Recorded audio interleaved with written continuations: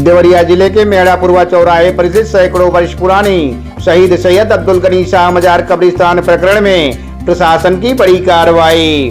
जिलाधिकारी दिव्या मित्तल ने फर्जी तरीके से दर्ज वक्फ इंदराज को निरस्त करते हुए इसे रजिस्टर से हटाने का पत्र सुन्नी सेंट्रल वक्फ बोर्ड को भेजा है। न्यायालय ने साफ कहा, इस भूमि को 1992 में कूट रचित तरीके से वक्फ के नाम चढ़ाया गया था, जबकि खतौनी में यह मूल रूप से बंजर थी।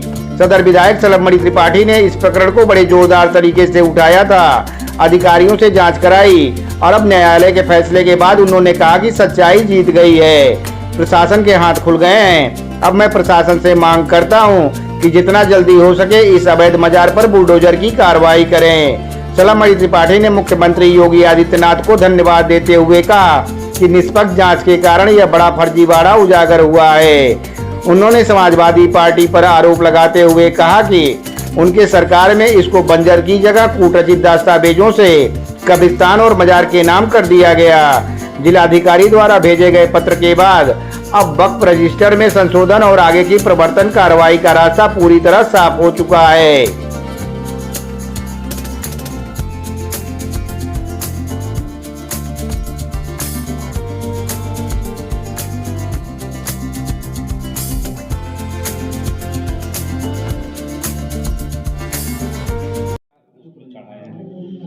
देखिए, हम लोग बहुत लंबे समय से कह रहे थे कि देवरिया में ओवरब्रिज के पास जो मजार बनी है वो पूरी तौर पर अवैध है।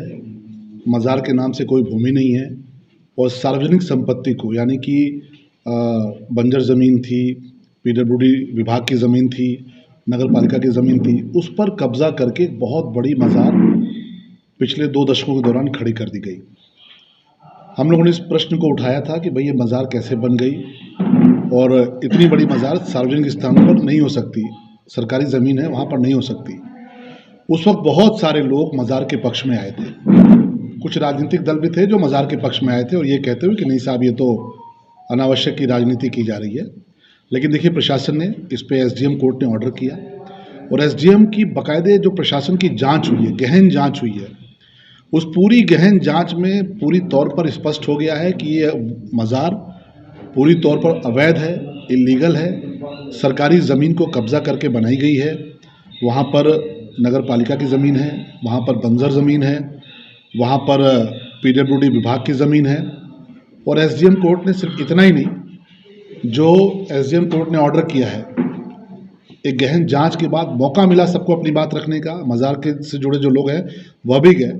उन सारे लोगों की बात सुनने के बाद एसडीएम कोर्ट ने जो ऑर्डर किया है उसमें स्पष्ट कहा है कि ये मज़ार पूरी तौर पर इलीगल है, अवैध है, क्योंकि वहाँ पर कोई ज़मीन मज़ार के नाम से नहीं है। और दूसरी बात, जो सबसे चौंकाने वाली बात है, जो हम लोग कह भी रहे थे शुरू में, कि दस्तावेजों में हेरफेर हुआ है, दस्तावेजों में खेल हुआ है। एसडीएम कोर्ट ने ये पाया है कि दस्तावेजों में हेराफेरी की गई, जो डॉक्यूमेंट से उनके अंदर छेड़छाड़ की गई है, उसके अंदर कूट रचित दस्तावेज तैयार किए गए कब्रिस्तान और मज़ार का नाम चढ़ाने के लिए। ये बहुत ही गंभीर विषय है और मैंने प्रशासन से कहा है कि अब जबकि खुद प्रशासन की जांच में ये पाया गया है कि ये मज़ार अवैध है, कोई ज़मीन उनकी नहीं है, नगर पालिका की ज़मीन है, बंजर की ज़मीन है, और यह भी पाया गया है कि फर्जीवाड़ा करके, हेराफेरी करके और सरकारी ज़मीन कब्जा की गई है, और वो ज़मीन की कीमत क्या है, अरबों रुपए उस ज़मीन की कीमत है। तो मैंने प्रशासन से कहा है कि इस पर त्वरित कार्रवाई करते हुए जल्द से जल्द इस मज़ार पर बुलडोज़र की कार्रवाई की जाए, इसको ध्वस्त किया जाए, इसको पूरी तरीके से वहाँ से हटाया जाए, क्योंकि शहर के बीचों बीच में करोड़ों की अरबों की ज़मीन पर, और जो ज़मीन सरकारी है उस ज़मीन पर इस प्रकार का कब्जा स्वीकार्य नहीं है। मैं धन्यवाद देना चाहूँगा उत्तर प्रदेश के यशस्वी मुख्यमंत्री माननीय योगी आदित्यनाथ जी को, कि जिन्होंने इस मामले में, हम लोगों ने जब उनसे अनुरोध किया तो उन्होंने प्रशासन से कहा कि इसमें जांच करके जो सही हो कार्रवाई की जाए। और आज ये उनकी ही सरकार की देन है, उनकी ही सरकार में ये संभव है कि इस प्रकार से बनी हुई अवैध मज़ारों को लेकर जांच पड़ताल भी हो पा रही है। दुखद पहलू ये है कि राजनीति करते हुए ये जो हम लोगों ने देखा है कि हेरफेर जो हुआ है, जो कागज़ों में गड़बड़ी हुई है, वो उस वक्त में हुई है जब उत्तर प्रदेश में समाजवादी पार्टी की सरकार थी। ये बहुत दुखद है कि समाजवादी पार्टी की सरकार में अरबों रुपए की संपत्ति, जो पब्लिक प्रॉपर्टी है, जिसपे देवरिया के लोगों का हक है, देवरिया के आम व्यक्ति का हक है, उस अरबों रुपए की प्रॉपर्टी को रातों रात हेर फेर करके कागजों में, दस्तावेज में छेड़छाड़ करके, फर्जीवाड़ा करके समाजवादी पार्टी की सरकार में उसको बाजार के नाम पे, कब्रिस्तान के नाम पे कर दिया जाता है।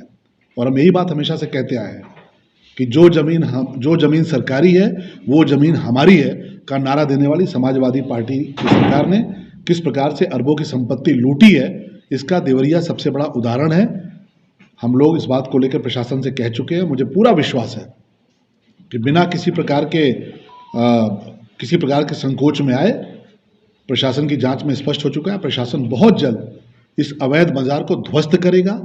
और मैंने प्रशासन से संबंधित जो गोपनीय शाखा है उनसे भी कहा है कि मज़ार पर जो गतिविधियां चलती है उनकी भी जांच की जाए, क्योंकि ये पिछले दिनों देखने में आया था कि जो लव जिहाद की घटनाएं कुछ हुई हैं माइनर बच्चियों के साथ, नाबालिग बच्चियों को लेकर अपहरण करके, अगवा करके उनके साथ जो कुकृत्य हुआ है, उसमें ऐसे लोग जो वकील रखने की क्षमता नहीं रखते थे, जो लव जिहादी थे, जिनके पास वकील रखने की क्षमता नहीं थी, उनकी तरफ से 50-50 हज़ार, 1 लाख रुपए फीस लेने वाले वकील कहाँ से खड़े हो रहे थे, उसका भी संबंध इस अवैध मज़ार से है। और इसलिए आप सब, चूंकि देवरिया के पत्रकार साथी, आपने ये प्रश्न उठाया है, ये डॉक्यूमेंट आ चुका है प्रशासन की तरफ से, इसकी एक कॉपी मुझे भी दी गई क्योंकि मैं इसमें शिकायत करता था, एक आम नागरिक के तौर पर शिकायत करता था। मैं बहुत धन्यवाद देना चाहूँगा देवरिया के सभी लोगों को जिन्होंने इस लड़ाई में साथ दिया, और स्वर्गीय राम नगीना यादव जी को मैं बार बार उनके श्री चरणों में प्रणाम करता हूँ, उनको श्रद्धासुमन अर्पित करता हूँ, क्योंकि स्वर्गीय राम नगीना यादव जी ने इस मज़ार को बनने से रोकने की लड़ाई लड़ी थी, इस अवैध मज़ार के खिलाफ लड़ाई लड़ी थी, और परिणाम स्वरूप ये हुआ कि स्वर्गीय राम नगीना यादव जी की बेरहमी से हत्या कर दी गई। उस हत्या में भी मेरा स्पष्ट आरोप है कि ये जो मज़ार से जुड़े लोग थे, जो चाहते थे कि मज़ार का विरोध न हो, ये लोग उस हत्या में शामिल थे। मुझे पूरी उम्मीद है कि इसमें न्याय होगा और बहुत जल्दी ये मज़ार, अवैध मज़ार ध्वस्त की जाएगी। सर, आज का स्टेटस क्या है? किसको खारिज करके किसको चढ़ाया गया है? आज की तारीख में प्रशासन की ज़मीन थी, प्रशासन को वापस आ चुकी है। ये ज़मीन सरकारी थी, बंजर ज़मीन थी, नगर पालिका की ज़मीन थी, PWD विभाग की ज़मीन थी। इस ज़मीन को कब्जा करके ये मज़ार बनाई गई थी। जब जांच में ये पाया गया कि फर्जीवाड़ा करके मज़ार बनाई गई है, 1 इंच ज़मीन नहीं है। सोचिए, इतनी बड़ी मज़ार खड़ी कर दी और 1 इंच ज़मीन उनकी नहीं है।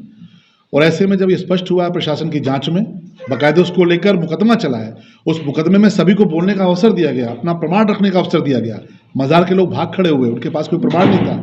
तो उसके बाद ये पूरी ज़मीन प्रशासन के नाम दोबारा दर्ज कर दी गई है। इसकी सूचना मुझे भी भेजी गई है। और साथ ही साथ जो सुन्नी सेंट्रल वक्फ बोर्ड है, सुन्नी सेंट्रल वक्फ बोर्ड को भी इसकी जानकारी दे दी गई है कि भाई आपकी ये मज़ार अवैध थी, फर्जीवाड़े की मज़ार थी। उनको भी इसकी जानकारी प्रशासन की तरफ से मुहैया करा दी गई है।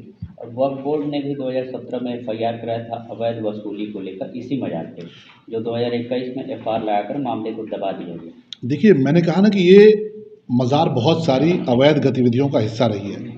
जो मज़ार ही अवैध हो, जो मज़ार ही सरकारी ज़मीन को कब्जा करके बनाई गई हो, जिस मज़ार का निर्माण ही हेरा फेरी किया गया हो, यानी कि आप किसी सरकारी ज़मीन के दस्तावेज में हेरा फेरी कर रहे हैं, अरबों रुपए की संपत्ति है। तो जिन लोगों ने सरकारी ज़मीन को कब्जा करने के लिए हेरा फेरी की, जिन्होंने फर्जीवाड़े किए, फर्जी दस्तावेज बनाए, वहाँ पर किस प्रकार की गतिविधियाँ चल सकती हैं, इसका अंदाज़ा आप लगा सकते हैं। और पूर्व के दिनों में भी बहुत सारे विवाद उस मज़ार से जुड़े सबके सामने आए हैं। ये अलग बात है कि स्वर्गीय राम नगीना यादव जी की हत्या के बाद बहुत से लोग दहशत में थे, नहीं बोलते थे, शिकायत नहीं करते थे, लेकिन देवरिया का विधायक होने के नाते नहीं, देवरिया का एक आम नागरिक होने के नाते मुझे लगा कि मुझे इस विषय पर पहल करनी चाहिए। और देवरिया के लोगों ने बहुत आशीर्वाद दिया, सबने मदद की हमारी, हम सब ने लड़ाई लड़ी। मैं अपने जो हमारे अधिवक्ता साथी हैं उनको भी बहुत धन्यवाद देना चाहूँगा, जिन लोगों ने इस पूरे मामले में हमको साक्ष्य उपलब्ध कराया, उनको भी धन्यवाद देना चाहूँगा। प्रशासन को भी इस बात के लिए मैं ज़रूर कहूँगा, साधुवाद दूंगा कि उन्होंने ईमानदारी से इस प्रकरण की देर से ही सही पर जांच की, वह भी साधुवाद के पात्र हैं। और स्वर्गीय राम नगीना यादव जी के चरणों में हम लोग श्रद्धांजलि अर्पित करते हैं, क्योंकि ये मज़ार की लड़ाई लड़ते लड़ते ही उनकी हत्या की गई थी।